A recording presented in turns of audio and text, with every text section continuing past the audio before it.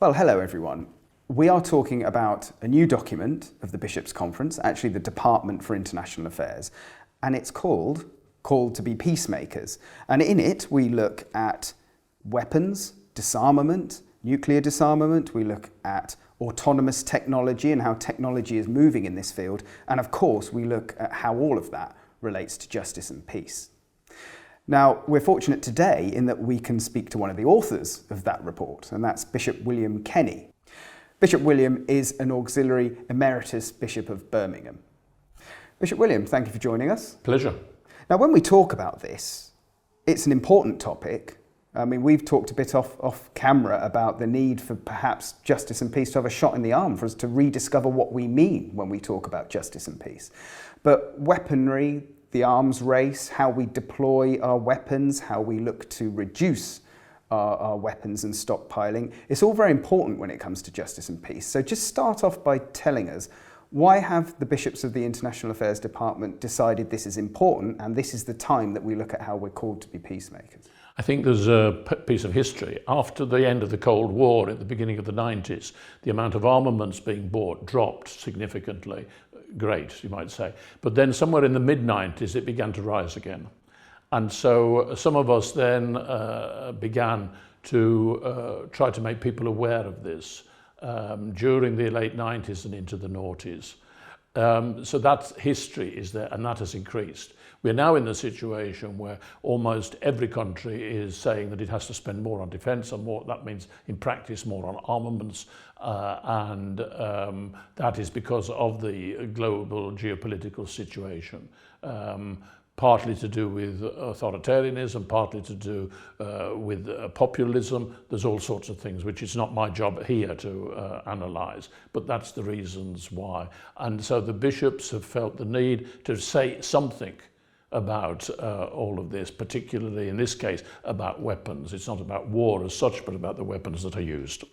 Now, you've long raised your voice about nuclear disarmament, and there are sections to this. We talk, well, obviously there's the foreword that yourself and Bishops Declan Lang and Nicholas Hudson were also writing, the introduction, and then straight into nuclear weapons. Yes. And you have talked about this a lot.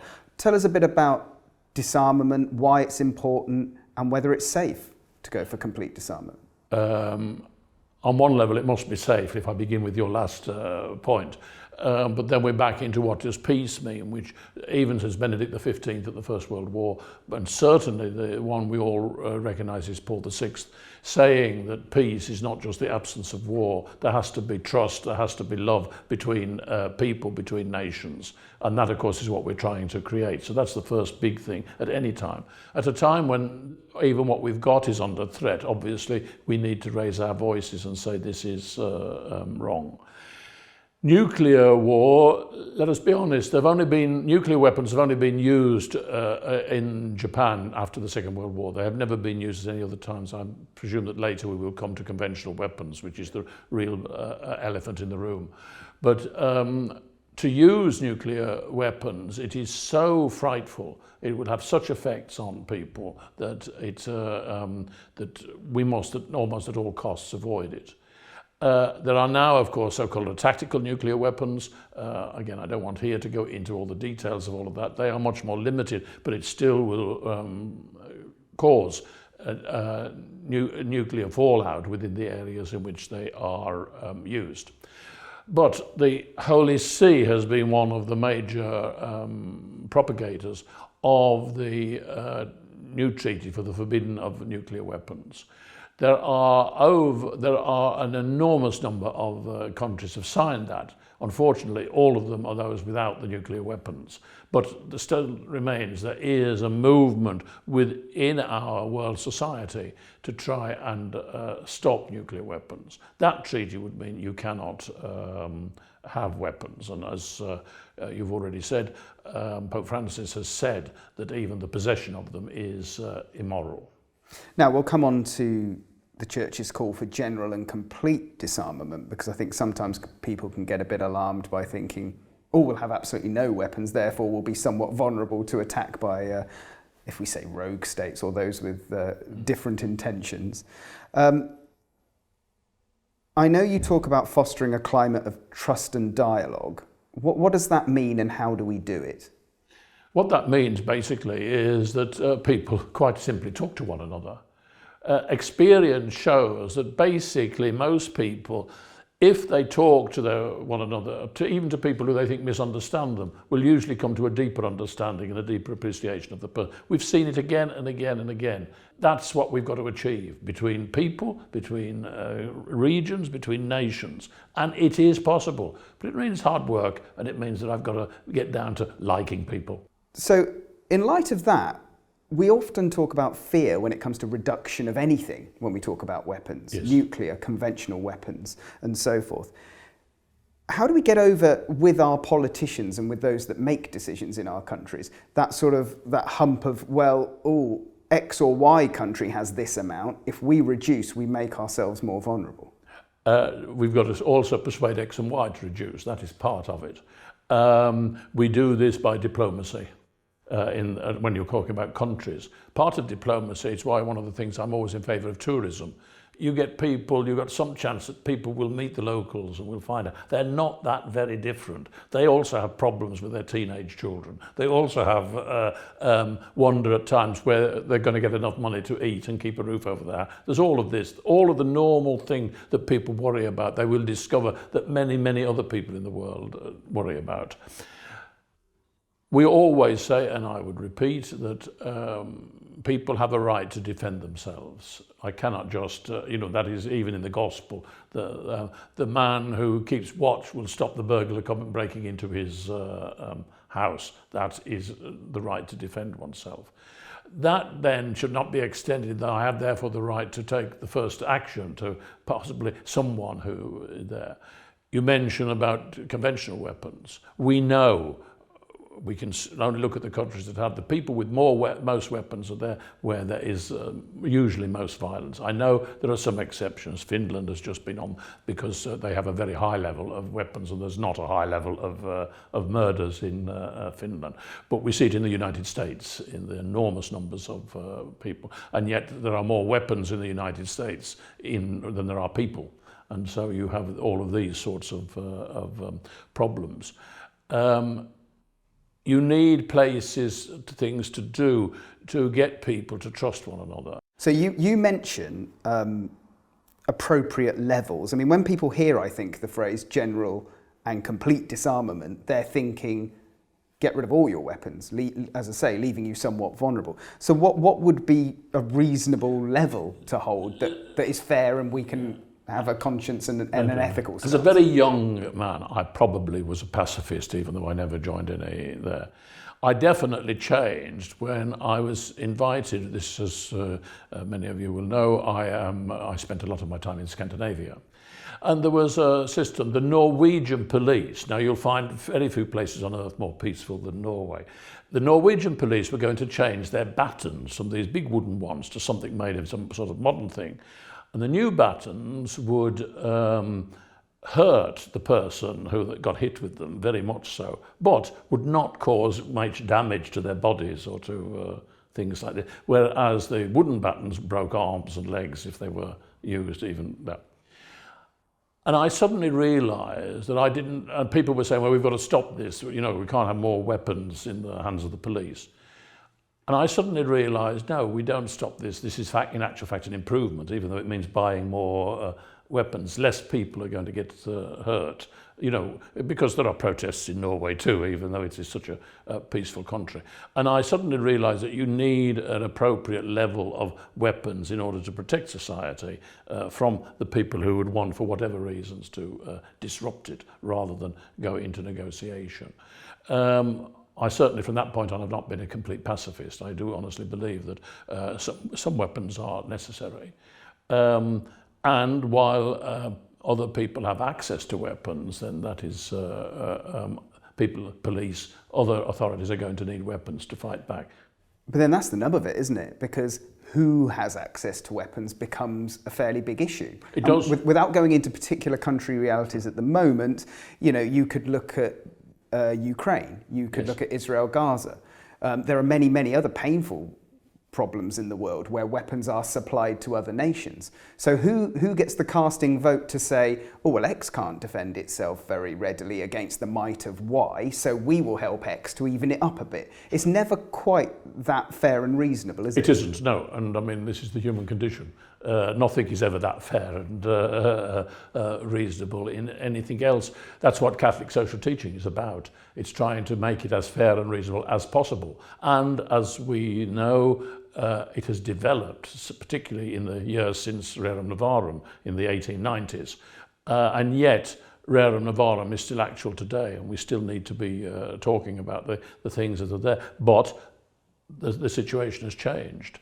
I would say, if you push me to say who decides, it's ultimately politicians in a democratic country who have to decide what level is acceptable.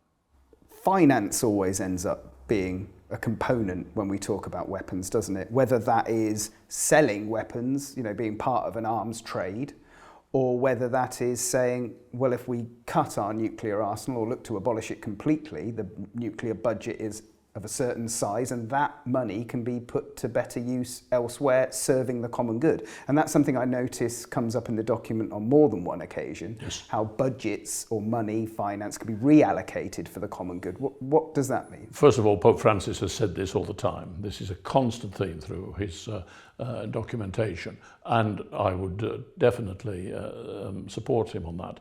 As I say, we need some armaments. There is no doubt about that, I'm afraid. Human beings are sinful, and therefore these sort of things will happen. But we certainly don't need it at the level that we are today.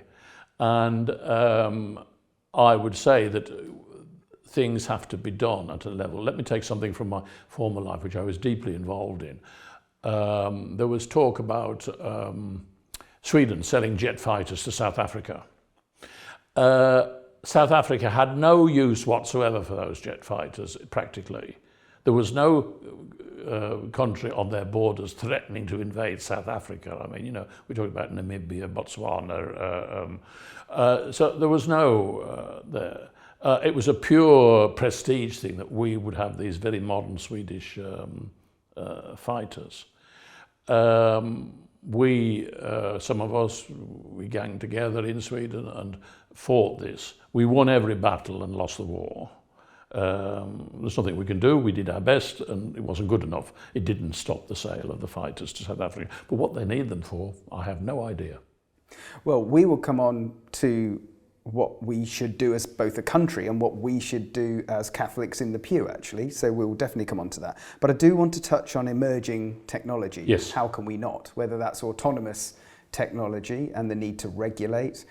You and I have been in Gaza and heard the buzz of drones above our head in an airspace which obviously is shut to commercial traffic. Yes. And I remember that I've only been there once, but it was disconcerting, a bit odd, makes you feel rather strange to know that there's nothing up there, yet there's something up there. Yeah. And probably it's being controlled maybe in another country or certainly a long way away. Well, yes, certainly. Again, how do we responsibly allow for technology to serve us and serve the common good, but both regulate it and pastorally support, because it is something that you mentioned in this document, the drone operators, the politicians that make the decisions, the military leaders that ask the drone operators to do something, and then the drone operators themselves that carry out very precise targeted operations. What is our view on that? First of all, the technology which produces drones is good.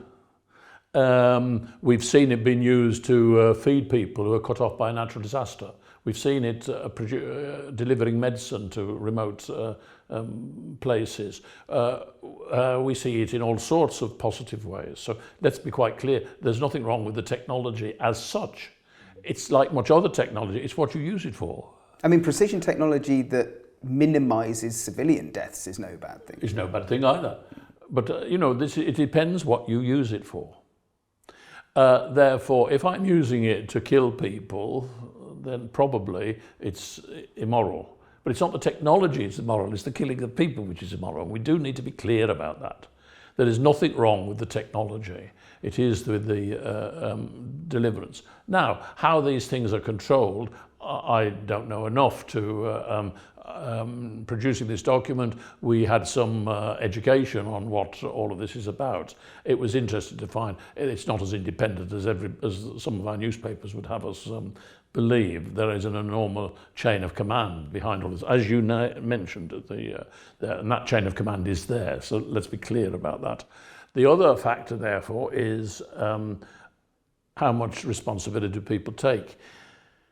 Pope Francis has made very, very clear that he does not wish to condemn the person who is at the bottom end of the chain having to do that. That's not where the real responsibility lies. And we can go into why our armed forces are as they are, and etc. But that's a different question, which is not part of this document. But what we do certainly have is that the people who decide to do this, of course, it's a cheap technology comparatively. It means that we don't have our own troops in the firing line, not directly at any rate, and therefore there is a tendency to use this. I would always wonder, again, if this is used other than in self-defense, and that doesn't mean retribution for something else that has happened. It means self-defense, to stop somebody killing, maiming me or my country or the people around me. It's not a response to provocation of other people, however bad that provocation is. Then fine, this is part of, and it also does save lives. So that is part of the equation. So in terms of global agreements, in terms of regulation, as you say, it's relational, has to be a team effort, has to have the people at the very top with full buy-in. Yeah. What is a realistic approach for us to have as Catholics when it comes to advocating for global treaties and that sort of thing? I think in this country, if we keep it to our own country at the moment, you need to let your politicians know again and again and again that this is a matter of importance for you and for many other people. So that's one thing. We don't do enough. We are bad at, including myself, at getting in touch with politicians and pushing for things. I used to say when we were part of the EU, one of the things you could definitely do is write to your MEP. MEPs got very few contacts with their, therefore you had an enormous effect on if you wrote sensibly to your MEP. Even today, there is nothing to stop you writing to people in the Parliament. Identify, if you want, help can be given. Identify the people to get in touch with. So that's part of it. But certainly in this country, we need to do much more of that sort of thing. I think also that what we want to encourage them to do, therefore, is not to go the whole hog and complete disarmament. We're not going to get there, not in my lifetime anyway. But I think that part of what we want to do is, it's impossible for us to get there in one step, but what we can do is to get this country to fulfill the obligations it's already taken on itself by international treaties. Now, I was going to conclude by asking you about what we should do as a country and what we should do as Catholics in the pew. But I think it might be better to say, well, what are you saying to people in a nutshell in this document? What would you like Catholics to take away? And then I'll ask you what they can do to be a bit proactive in this. What I'd like Catholics to take away is, first of all, to pray. I certainly don't think that is a great enough consciousness. Yes, we are praying for peace in Ukraine, in the Middle East, to some extent in Sudan. But there's many other places where there is war. I mean, I've rarely heard, I can't say I've never heard, but I've rarely heard prayers, for instance, for what is going on in the Yemen. Haiti. So, you know, there's all sorts of Haiti, all sorts of places. We need, therefore, into our bidding prayers at Mass, into our ordinary prayers, that there is a constant prayer for peace in the world and for that people will learn to trust one another. So that's the first thing I would want people to take away from this.